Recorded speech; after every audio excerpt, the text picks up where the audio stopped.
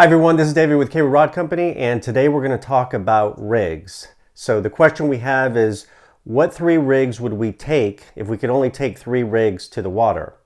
Now, there's certain caveats with this. Water is different, their situations are different, deeper water, shallow water, depending on what you're fishing.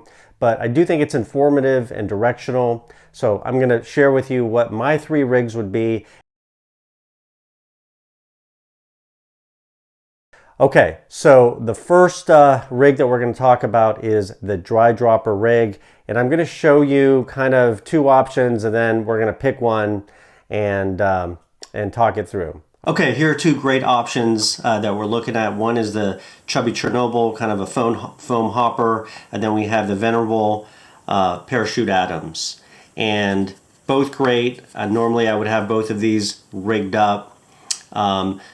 The Parachute Adams is very popular. It's a go-to fly for a lot of folks. It's going to mimic a lot of BWO mayflies and mayfly duns, and those flies and insects are common in virtually every stream and river, especially out west, so it's extremely popular.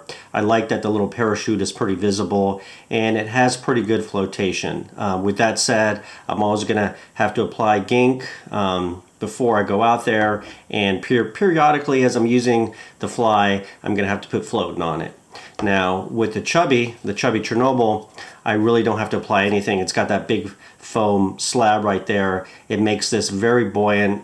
I can run it all day. You're just going to kind of squeeze the wings here when they get wet, and you're good to go.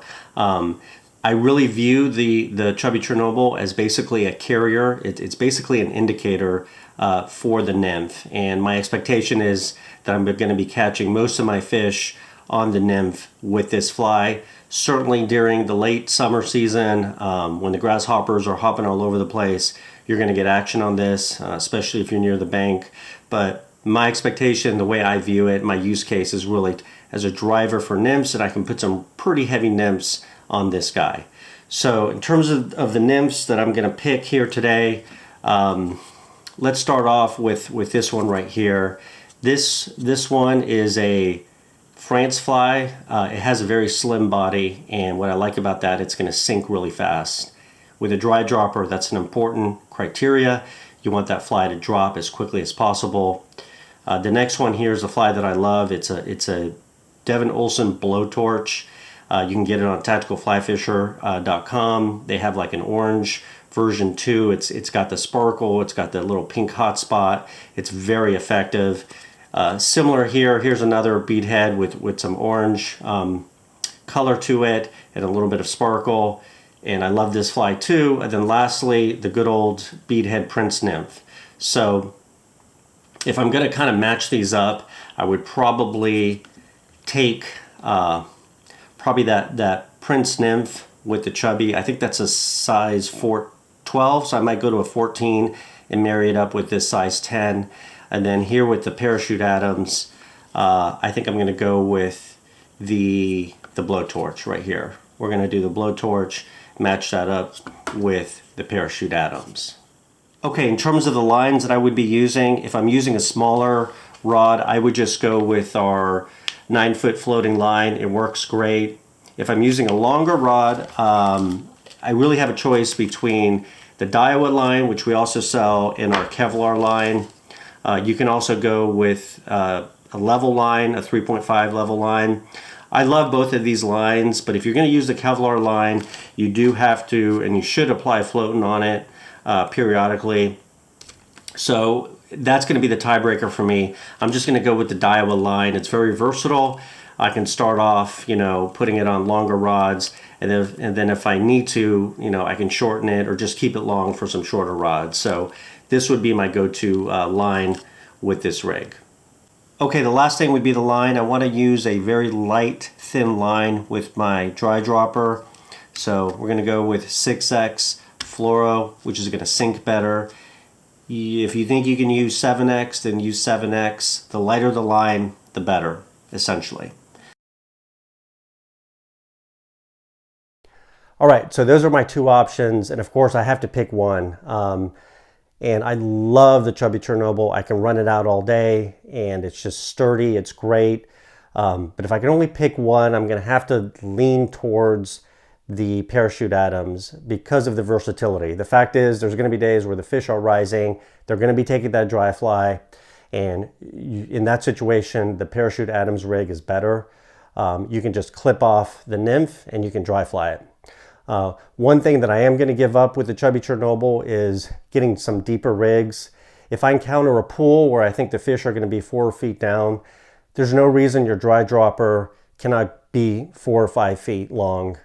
If put a tungsten nymph in there, if you have to use a little split shot, you can do that too. But if you're in a pool and you have pretty still water, calm water, it's going to sink. That dropper is going to sink, and it's going to give you an absolutely beautiful drift. Better than an indicator because you're not using something that's fake. Better than you yourself holding that rod. So I'm going to give that up, and some of the biggest trout are going to be caught in those situations, but I'm going to give that up for the versatility that Parachute Adams combo is going to give you. All right, so now let's talk about our Nymph Rig.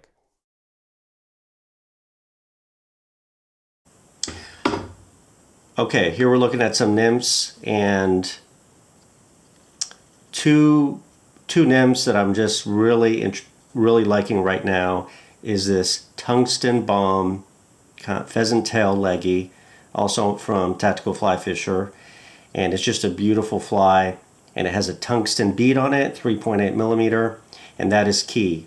So I'm always looking for a tungsten bead, and I'm always looking for a jig nymph because they're less likely to get snagged. This one here is a Rosa's colored water fly. It's also the same heavy 3.8 tungsten bead, and what that allows me to do is to go smaller, which all things being equal, if you can go with a smaller fly with the weight to get you down, that's going to be better. This fly right here is a lot larger than that fly, but it weighs about the same, even though it's that much larger. Okay, so here's a good way to illustrate it. We have our Tungsten Bomb compared to these other beadhead jig nymphs, and this one is about the same size, and this one is obviously larger, so we can weigh them just so you can see the comparison. We have our bigger beadhead, and that one's going to come in at 0.54, so that's about half a gram. And then the Tungsten Bomb is going to come in at 0.51, so almost the same.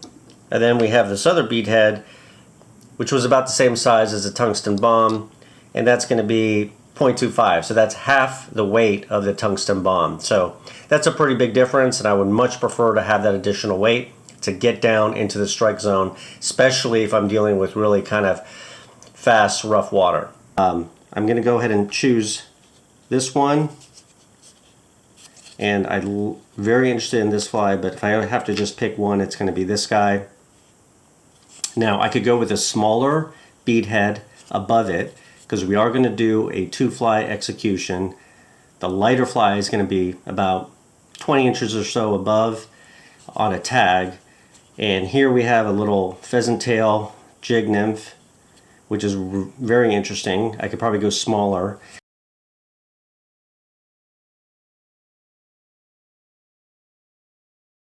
And here we just have an unweighted hare's ear, and I think an unweighted hare's ear or a pheasant tail would actually be a good combination. It's going to have a nice kind of natural drift in the water. Unless you need more weight to get deeper, I think I'm going to go with that, and I'm going to go with a bomb right here, and that's going to be my setup. And if I really do need more weight, I can always add some split shot, and I don't mind doing that. There's nothing wrong with adding split shot. It helps you get down deeper, and it's kind of like your little buddy. When you need to use it, it's there. So in terms of the line, I'm going to go with the Euro Nymph line. There we go, which is a line that we sell. You can make your own line. You can use a floating line, but I really think the benefit here is if you're using that longer rod, especially a Keiryu rod, go with a light finesse line that's just going to go right into the water. You can even use our owner yarn marker rig. That's another great option. Just cut off that little tippet section, add your tippet and add your flies. It even has a little rubber split ring to make it really easy to add that second fly. One more thing to mention is the line. I typically will use a 5X line with this rig. That's just a good overall tippet to use. If you can go lighter, go lighter. If you have to go to 4X, then go to 4X. And often on the second fly that's above the point fly, the heavy fly at the bottom, I will go with 6X. Okay guys, so that's the setup for the Nymph Rig. One thing that I didn't mention is indicators. Normally you're not using an indicator, but if you are in a situation where you want to use an indicator, maybe the water is really still, maybe you have a hard time just seeing the line, then here's the indicator that I would go with. This is now my favorite indicator. Basically the way you use this is you just unscrew this and you can slide the line up and down and then screw it back in. It's very easy to adjust. It's made out of foam. It's very light and it comes in a 3-pack. I'll put a link in the description below, and there's different colors in that 3-pack, so you can mix and match. You might just decide that you like white and orange better for your eyes, so you could do that. And these are just extremely well made and they work very well.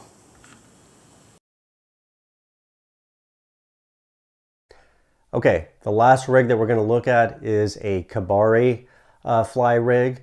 Now, typically I don't use Kebari flies that often, but I have found that in certain situations they're very effective.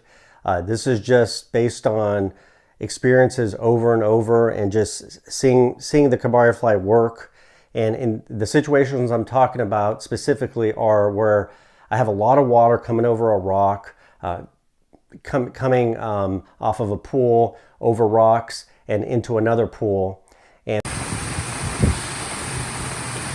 that Kebari fly, when I cast it just above that drop, that water is going to take it right down. And I think the turbulence of that water, as that Kebari fly comes up, it's going to actuate and activate that soft hackle.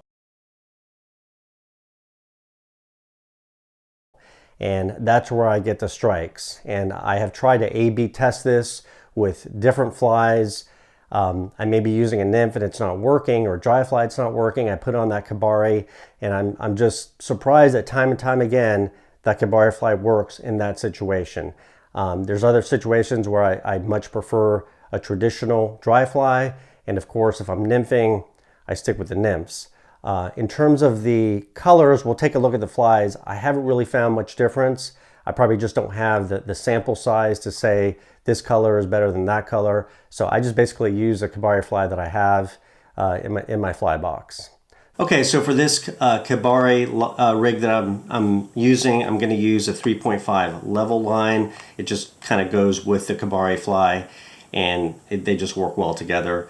So here are just some Kebari flies that I have in my box, and like I mentioned, I don't know if there's one more effective than the other in terms of color or the size of the reverse hackle.